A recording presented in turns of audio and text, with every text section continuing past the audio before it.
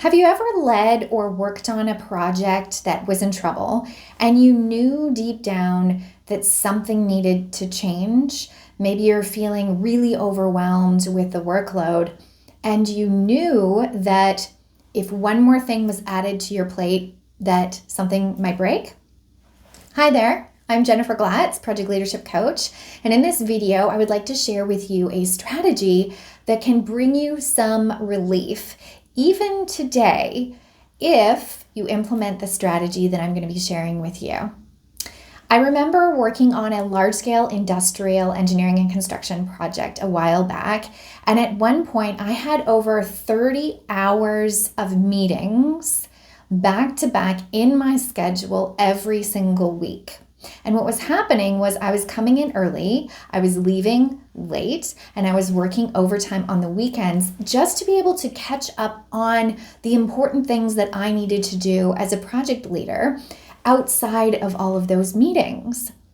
And I remember feeling overwhelmed and frustrated. And to be honest, it was a little bit soul crushing to be in so many meetings and not to be able to focus on and do the important things that I needed to do. So in a moment, I'm going to invite you to just pause this video because I'd like you to pop into your calendar and take a look just for this week.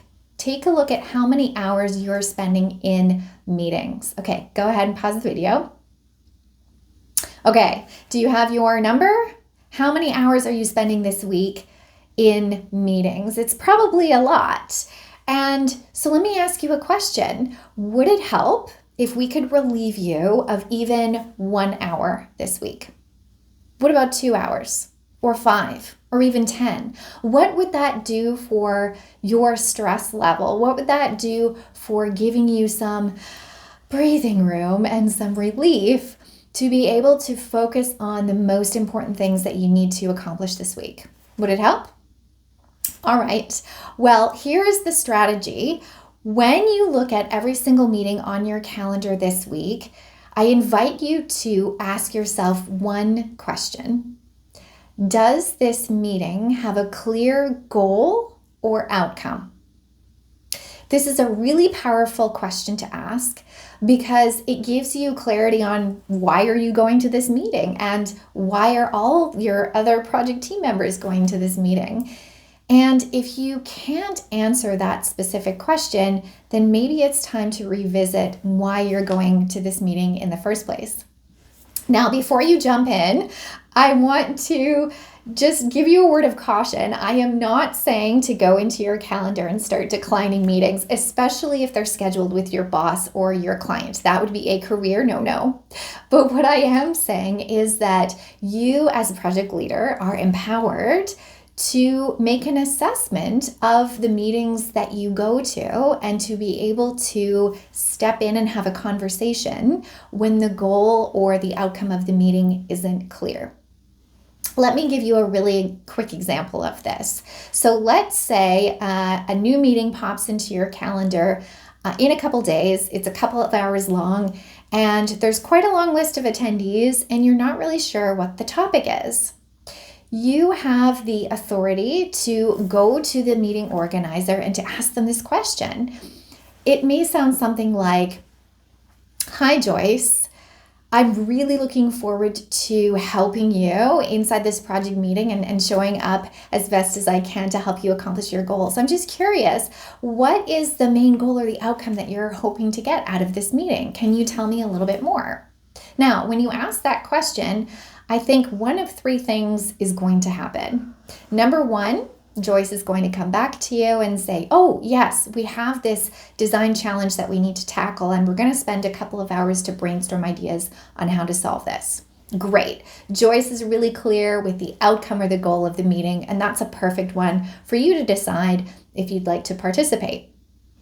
The second thing that could happen is that they go, maybe I should rethink this a little bit because I'm not entirely clear exactly what the goal or outcome I'm expecting will be. I was just going to kind of wing it. So this might be an invitation for them to revisit the structure and the reason for the meeting, and then they might circle back to you.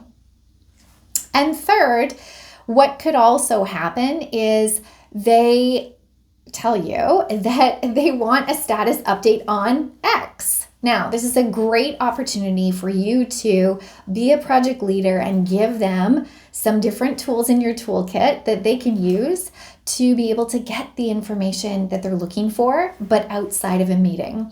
Things like automation, things like going into your project management software, things like having a quick conversation. There are a ton of different tools that you can utilize to convey status updates without tying the team up in a project status meeting. So this is a great learning opportunity. This is a great project leadership opportunity for you to be able to circle back to that person and maybe find a different way that's going to relieve some of the meetings in your calendar.